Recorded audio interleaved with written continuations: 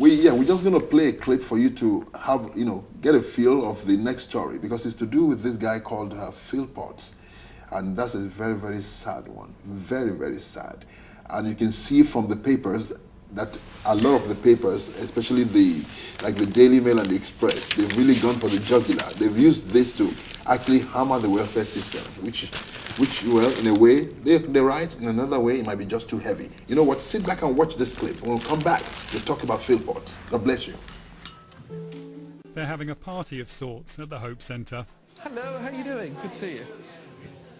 Since they opened 18 months ago, they've issued 10,000 food parcels. And today, the Lord Mayor is coming to mark the occasion. I'm Gavin Kibble, I'm the Operations Director. Hi, nice to meet you. Thank you so much for coming. The symbolic 10,000th client chosen to receive the food parcel is Darren. So, ladies and gentlemen, this is symbolically, because we've gone over 10,000, we are feeding the 10,000th person by Coventry Foodbanks since it started 18 months ago. So thank you, Lord Mayor. If you'd like to feed Darren, we're not going to force feed you, we're just going to give you some food. I wish I wasn't handling this. So do I, but you are, so thank you very much. So give a round of applause. Well done. Thank you very much. But I'm beginning to have my doubts about Darren. He's been doing radio interviews today in the run-up to the event, and he's giving a completely different account of the cause of his benefit delay. Do you want me just to sign the bottom? He's behaving with a sense of entitlement I've not seen in any of the other clients. If you see Gavin, he sends me down, so it's fine. Yeah. We'll be able to swap that for something. Yeah, that would be much better, thank you very much. What about that watermelon? Are you doing anything with that? He's now driving a courier van, and despite claiming job seekers allowance, he's doing delivery jobs, which he's not declaring, so he's committing benefit fraud. Got work Thursday, Friday, working in Interlink, just doing some multi-drop driving, but just a couple of days' worth of money that I wouldn't have, you know. Right. Ben, can you come here so I can test you on this? Okay. For your height, please. On his way to Foodbank on one occasion, he stopped to buy Ben a new scooter. Yeah? And he's the only client I've come across who's stopped on the way home to buy Parma ham from the supermarket. So I take it a Parma ham didn't come from the Foodbank? No. Although I have had nice salami from there before. And today he's telling everyone he's about to start a new managerial job. Couple of job interviews lined up then? I've got a job starting on the 23rd now, which is really good, yeah. It's working for Parcel Force. For? Parcel Force. Oh right, yeah. Yeah. Decent money, company vehicle again, Yeah. management role, so back into what I'm used to. Yeah. I'm hoping But Parcel Force tell me they've never heard of him. really nice. I was invited to the opening of a food bank centre in Coventry. I sat down for a few hours chatting with some lovely folk, telling me all their issues, and this guy looked at me and said, "All right mate, you're off the telly. I saw you talking about that newfangled high-speed train. You reckon we shouldn't be paying for it and we should be giving the money on poor folk like me. You said Ukip has, what do you call it, a fat tax policy." No, flat tax policy. I said, whatever he said, the point is, he said, I should be able to earn more before I start paying tax. Yes, I answered, Ukip policy. Good, he said, I voted for you lot because I reckon, I'm sick of these here coalition millionaires ignoring me. I reckon you lot will stand up for us. Can you just tell us exactly what that was? We launched straight into that one. What that is a clip from a BBC programme called Britain's Hidden Hungry. Now I got an invite to that, and you may have just noticed me in that clip. And what it was just a morning where it was the guy who runs it, he's a lovely Christian guy, was presenting via the Lord Mayor of Coventry the 10,000th food allocation to this guy, and the BBC sussed that this guy was not quite what he seems. So as you saw, apparently in their eyes he was committing benefit fraud. And he has apologised, this gentleman, now to Foodbank. And the clip afterwards was little snippets of me at conference in some of the in terms of some of the things that some of the people I've met and what they've said within the Foodbank community. Some of the lovely folk who are doing their best to keep their head above water in an environment where it's difficult, but they're reliant on the food bank just to survive. But equally, there are some, which is linked to the next story. There's one or two people who I met there who openly said to me, "I'm not going to do a thing." Those are the words from one person. So I don't care. I come here because they give me food. Says, "I'm not going to work." It says vile product of welfare UK. It's a man who bred 17 babies by 5 women to milk benefit system is guilty of killing 6 of them. Revealed his past of attempted murder, schoolgirls, sex and rape claim. Social workers did nothing despite his boast on TV of sordid lifestyle.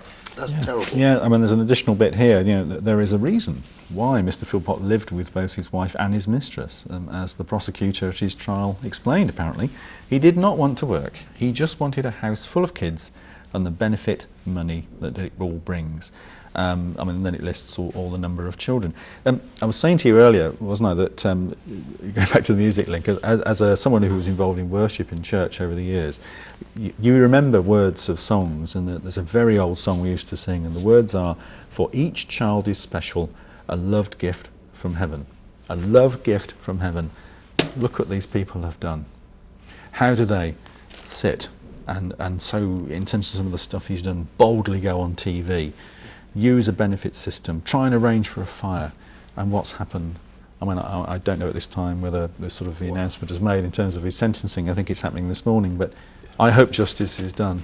Yeah. And this is going to sound probably quite horrible, but I hope this man does not come out of jail, and he has a long time to think about what he's done. His house, his booze, his drugs, his women and his 17 children were all paid for by a benefit system meant to be a safety net factor for the truly needy. What Philpott's story shows is the pervasiveness of evil born out of welfare dependency. That's what it is. That's what it is, because there's so many like that in the system. And I remember so many years ago when the cable system first came into the UK, I used to work with a cable company in the Lewisham area. And you go onto these council estates, you get guys sitting at home, smoking, they want it. And you got 24 hours television, so many channels. So they love it. And it's, you know, you're guaranteed to get so many people wanting the cable in home. But you go to Blackheath, where you have all these big mansions and everything. The rich guy, you know, opens the door and says, "Listen, I'm not interested. I haven't got time."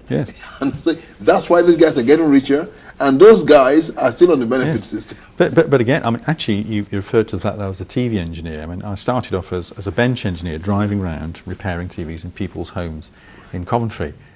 And I went to the house, this block of flats, and there was no door. There was no door, and there was this remains of a shell. And I walked into this girl, like this. There's kids everywhere, and there's a social worker there. And I was there a long time, and obviously I didn't mean to, but I heard the whole story. And it was this girl had she was in her mid-20s, 5 different children, 5 different fathers. Her reasons for staying there was because she wanted a house. She hated her mum and dad, and she just wanted more and more money. And I actually said to her, "What happened to the door?" And she said, "Well, my boyfriend was drunk and he kicked it down." And she said to the social worker, "You sort it." It was Serious. But that is some people's lives. Self-respect, awareness of others, responsibility. It's all about rights, rights, rights. We used to get this adverts on, you know, it's the benefit, it's your money, claim it. It's your money. And it gives a terrible impression. And that's what's so sad about this whole issue, where they threw money at things. And when you see this guy, before all this problem started, when you see someone like him and you're talking about his situation, what you hear from a lot of people, even Christians, is they don't judge him. You know, that's his lifestyle. That's how he is. You know, so how do you rectify a nation of don't judge? Everywhere you go, they say don't judge. Don't say, just keep quiet. And things are getting worse. Yes, and again, it's part of our political correctness, isn't it? We mustn't be involved. We mustn't make moral judgments about people. We mustn't make moral judgments in government. I think actually we should. We do have to intervene. Obviously, you know, our nation has support. We have support services for people like this, but just too often we just take. It's wrong, and we have to, as a nation and with government policy, we have to say to these people, no, you may want lots of children, but you know your motives for it just to get money. No, you have to take a tougher line. That is difficult to do, I have to acknowledge.